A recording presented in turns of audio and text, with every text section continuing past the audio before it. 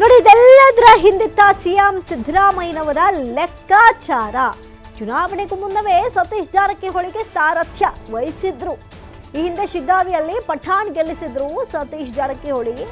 ಅವ್ರ ಕೆಲಸ ತುಂಬಾನೇ ಚೆನ್ನಾಗಿರುತ್ತೆ, ಗ್ರೌಂಡ್ ವರ್ಕ್ ತುಂಬಾ ಚೆನ್ನಾಗಿರುತ್ತೆ. ಚುನಾವಣೆ ಘೋಷಣೆಗೂ ಮುನ್ನ ಅಖಾಡಕ್ಕೆ ಇಳಿದಿದ್ರು ಸತೀಶ್ ಜಾರಕಿಹೊಳಿ.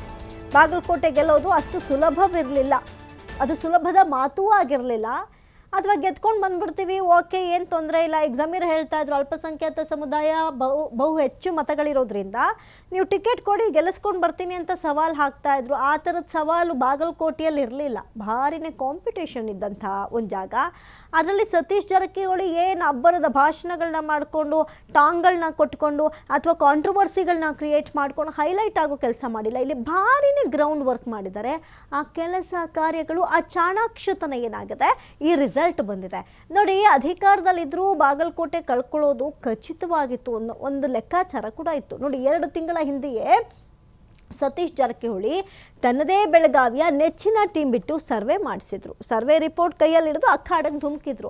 ಬೆಳಗಾವಿಯ 400 ಯುವಕರ ಟೀಮನ್ನು ಕರೆತಂದಿದ್ರು. ನೋಡಿ, 400 ಯುವಕರ ಟೀಮ್ ಮನೆಗೆ ವಿಸಿಟ್ ಮಾಡಿಸಿದ್ರು. ಈ ಟೀಮಲ್ಲಿ ಪ್ರತಿ ಬೂತ್ಗೆ ಆ ಯುವಕರನ್ನ ಅಖಾಡಕ್ಕೆ ಇಳಿಸಿದ್ರು. ಪ್ರತಿ ಗ್ರಾಮಗಳಲ್ಲಿ ಜನರ ಅಭಿಪ್ರಾಯಗಳನ್ನು ಹೆಕ್ಕಿ ತೆಗೆದಿದ್ರು.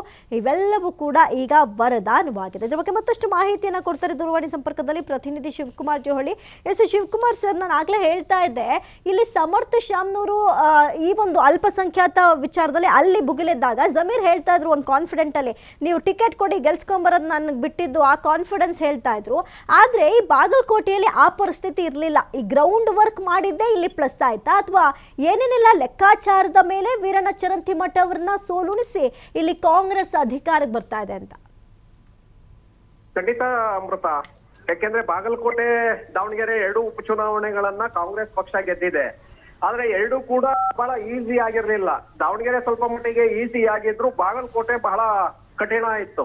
ಕಾರಣ ಅಲ್ಲಿ ಬಿಜೆಪಿ ಅಭ್ಯರ್ಥಿ ಆಗಿದ್ದಂತ ವೀರಣ್ಣ ಚರಂತಿಮಠ ಅವರು ಹಿರಿಯ ನಾಯಕರು, ಮತ್ತೆ ಬಹಳ ಸ್ಟ್ರಾಂಗ್ ಇದ್ದಂತಹ ಕಂಟೆಸ್ಟೆಂಟ್. ಅದ್ರ ಜೊತೆಗೆ ಬಾಗಲಕೋಟೆಯಲ್ಲಿ ಅತಿ ಹೆಚ್ಚಿನ ಲಿಂಗಾಯತ ಸಮುದಾಯವನ್ನ ಪ್ರತಿನಿಧಿಸುವಂತಹ ನಾಯಕ.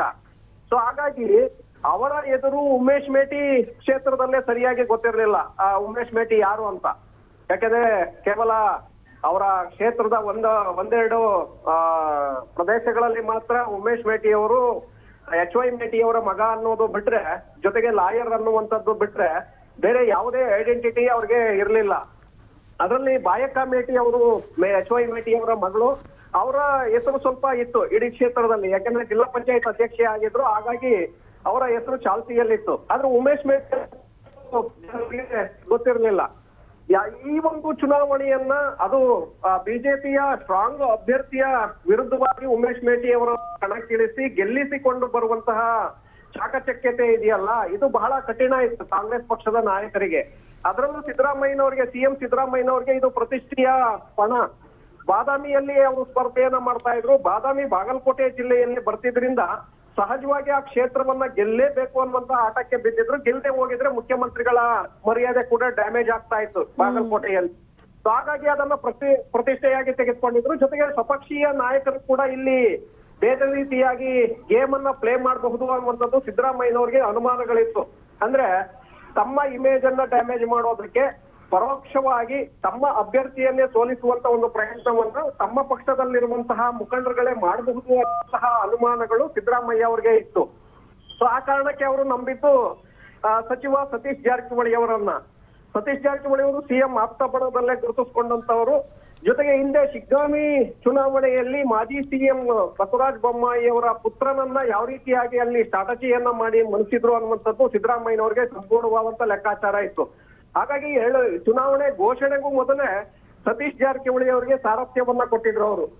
ಯಾರಿಗೂ ಕೂಡ ಇದು ಗೊತ್ತಿರಲಿಲ್ಲ. ಯಾಕೆಂದ್ರೆ ಸಾವುಕಾರ್ ನಿನಗೆ ಬಾಗಲಕೋಟೆ ಕ್ಷೇತ್ರವನ್ನ ನಿಮ್ಮ ಸುಪರ್ದಿಗೆ ಬಿಡ್ತಾ ಇದ್ದೀವಿ, ಅದನ್ನ ಗೆಲ್ಲಿಸಿಕೊಂಡು ಬರುವಂತಹ ಕೆಲಸವನ್ನ ನೀವು ಮಾಡ್ಬೇಕು ಅಂತೇಳಿ ಅವ್ರಿಗೆ ರಣವೀಳ್ಯವನ್ನ ಕೊಡ್ತಾರೆ. ಅದರ ಹಿನ್ನೆಲೆಯಲ್ಲಿ ಚುನಾವಣೆ ಘೋಷಣೆಗೂ ಮೊದಲೇ ಸಚಿವ ಸತೀಶ್ ಜಾರಕಿಹೊಳಿ ಅವರು ಅಖಾಡಕ್ಕೆ ಇಳಿತಾರೆ. ತಮ್ಮದೇ ಆದಂತಹ ಒಂದು ಟೀಮ್ ಅನ್ನ ಬಿಟ್ಟು ಬಾಗಲಕೋಟೆಯಲ್ಲಿ ಮೊದಲು ಸರ್ವೆ ಮಾಡುತ್ತಾರೆ, ಇಡೀ ಕ್ಷೇತ್ರವನ್ನ ಸರ್ವೆ ಮಾಡುತ್ತಾರೆ.